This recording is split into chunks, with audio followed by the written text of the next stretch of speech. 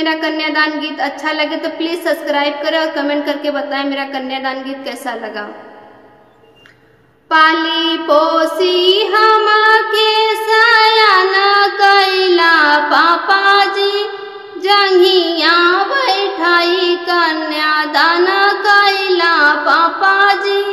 पाली पोसी हम के सयान कैला पापा जी, जंघिया बैठाई कन्यादान कैला पापा जी।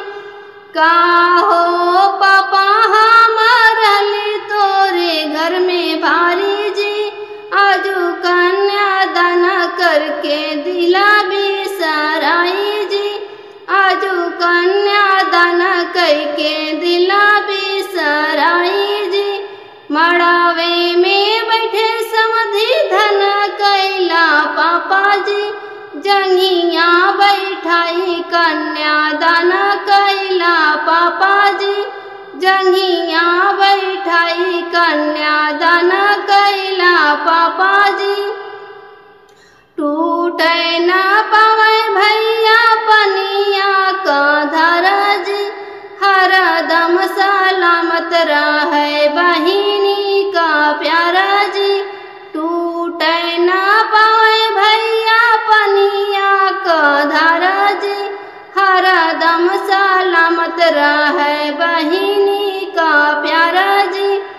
अपना से कम तू महान कैला पापा जी, जंघिया बैठाई कन्यादान कैला पापा जी। अपना से कम तू महान कैला पापा जी, जंघिया बैठाई कन्यादान कैला पापा जी।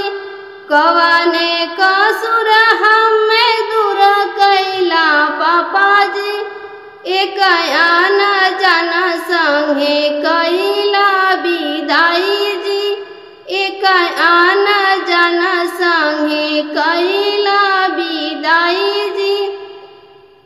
जियत तू जन से अनजान कैला पापा जी, जंघिया बैठाई कन्यादान कैला पापा जी, जंघिया बैठाई कन्यादान कैला पापा जी। पाली पोसी हम के सयान कैला पापा जी, जंघिया बैठाई कन्यादान कैला पापा जी, जंघिया बैठाई कन्यादान कैला पापा जी। प्लीज़ मेरा गाना कैसा लगा कमेंट करके बताएं और मेरे चैनल को सब्सक्राइब करें।